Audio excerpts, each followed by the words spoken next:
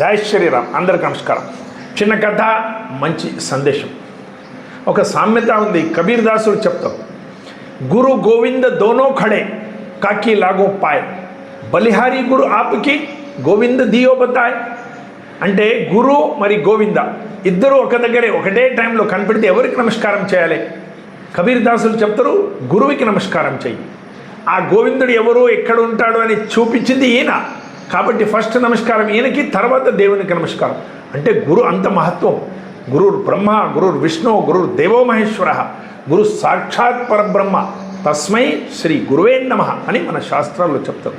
మీరు కూడా గురువులు ఎక్కడైనా మీకు విద్య నేర్పిన గురువు ఏ జాతి, ఏ కులం, ఏ మతం ఉన్నా పర్వాలేదు, ఎక్కడ కనిపించినా వంగి కాళ్ళకి దండం పెట్టండి, నమస్కారం చెప్పండి. చౌరస్తాలో కలిసిన కూడా వాళ్ళకి కాళ్ళకి నమస్కారం పెట్టండి. ఇది గురువులకు మీరు ఇచ్చే మహత్వం. గురువులు చాలా మహత్వం ఉంటుంది. ఆయన లేని మేము లేం.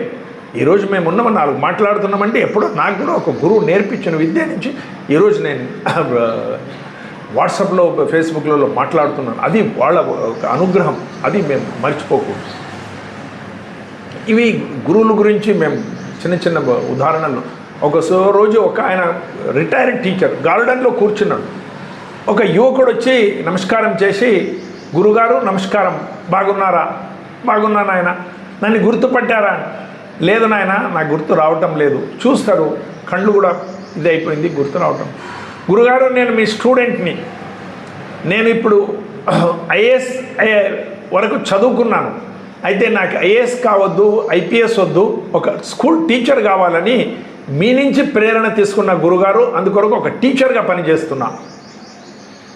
ఏం నాయన, నా నుంచి ఏం ప్రేరణ దొరికింది? లేదు, మీ నుంచి చాలా పెద్ద పాఠం దొరికింది నాకు జీవితంలో. ఆ రోజు స్కూల్లో నేను ఒక చిన్న వాచ్, రిస్ట్ వాచ్ దొంగతనం చేసింటి. అందరూ అడుగుతుంటే ఎక్కడుంది అంటే మీరు లైన్గా నిలబడామన్నారు. అందరిని జేబులో మీరు చెక్ చేసుకుంటూ వచ్చారు. నా జేబులో దొంగలించిన గడియారం దొరికింది. మీరు ఎవరిది వాళ్ళకి ఇచ్చేసినారు. నా పేరు మీరు ఎవరి ముందర చెప్పలేదు. అందరు పిల్లలకి కళ్ళు మూసుకోండి అని చెప్పారు మీరు. మేమంతా కళ్ళు మూసుకున్నాం, ఎవరు కళ్ళు తెరవలేదు. మీరు అక్కడి నుంచి వచ్చి అందరు చెక్ చేసినారు. నా జేబులో అది దొంగలించిన గడియారం దొరికింది. నా పేరు కూడా మీరు ఎవరి ముందర చెప్పలేదు. అది నాకు చాలా ప్రభావం చేసింది. అప్పుడు గురువుగారు చెప్పింది ఇంకా ఆశ్చర్యం. ఆయన ఏమంటాడు, నాయన నేను కూడా కళ్ళు మూసుకుని ఉంటే అందరు భుజం మీద చేయి పెట్టుకుంటూ వచ్చి జేబులో నుంచి చూసి నీ జేబులో దొరికిందని వాళ్ళకి ఇచ్చేసిన, నీ ముఖం చూస్తే కూడా నీ ఒక దొంగ, నీ ఒక ఈ మాదిరిగా అని నాకు ఒక బ్రెయిన్లో మిగిలిపోతుంది. కాబట్టి మీరందరూ నా శిష్యులు, మీరు మంచిగా కావాలి, మీ మీద కూడా మంచి భావన ఉండాలని నేను కూడా కళ్ళు మూసుకున్నాను ఆయన. ఆ రోజు నీ ముఖం నేను కూడా చూడలేదు. చూడండి ఆ గురువు ఎంత ప్రేమ, ఎంత ఇది శిష్యుల మీద. అంటే నా పిల్లగాడు వీడు దొంగ అని నా నెత్తిలో ఎప్పటికీ ఉండరాదు. ఆయన ఫిగర్ కూడా నాకు కనిపించరాదని ఆయన కూడా కళ్ళు మూసుకున్నాడంట. చూడండి అందరికీ ఆ ప్రభావం ఈయన మీద అయింది. అంటే గురువుల దగ్గర అంత శక్తి ఉంటుంది. ఒకరోజు గురువులు పాఠంలోనే వాళ్ళు ఎంతో నేర్పిస్తారు. చిన్న చిన్న కథల నుంచి ఎంతో నేర్పిస్తారు. ఒకరోజు పాఠం చేస్తున్నారు గురువుగారు. అందరికీ అడిగినారు, మీ నాయన పేరేమిటి?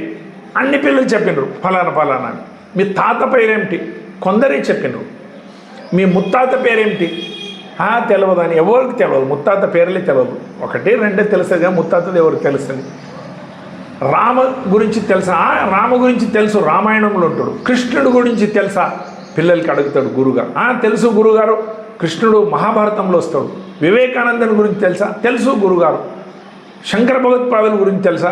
బసవేశ్వర్ గురించి తెలుసా? అంబేద్కర్ గురించి తెలుసా? అందరు తెలుసు. వీళ్ళనంతా చూశాము, వీళ్ళనంతా పుస్తకాల్లో చదివామని అందరు పేర్లు చెప్తారు. అప్పుడు గురుగారు అడుగుతారు, నాయన మీ ముత్తాత మీ కొరకు భూమి, ఆస్తి, పైసలు, డబ్బు సంపాదన చేసి మీ నాయనకి ఇచ్చిపోయాడు. ఈరోజు మీరు అనుభవిస్తుంది మీ ముత్తాత గడిచిన ఆస్తి, పైసలు.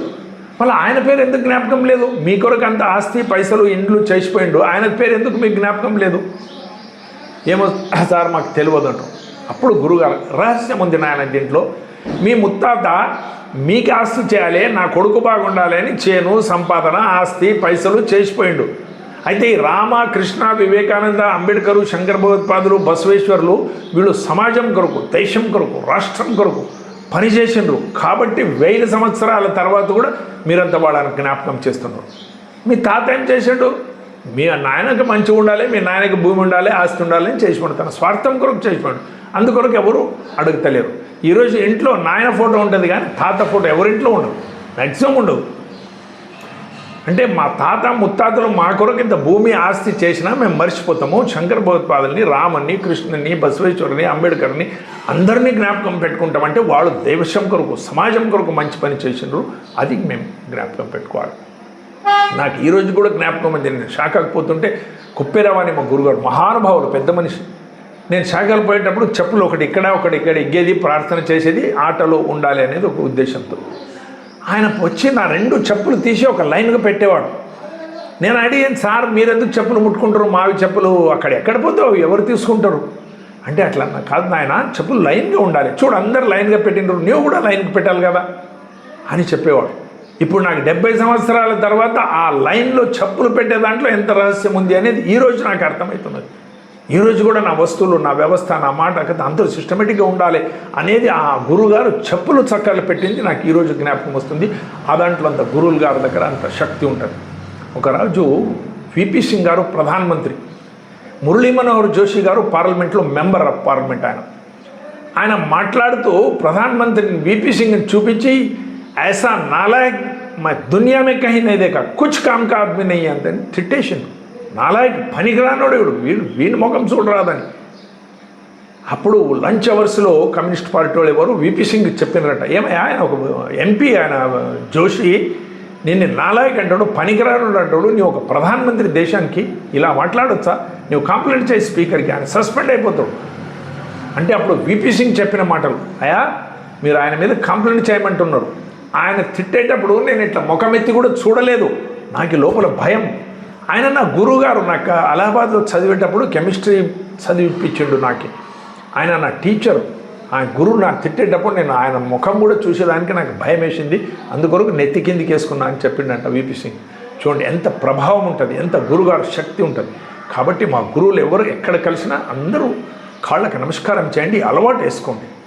భారత్ మాతకి అందరికీ నమస్కారం.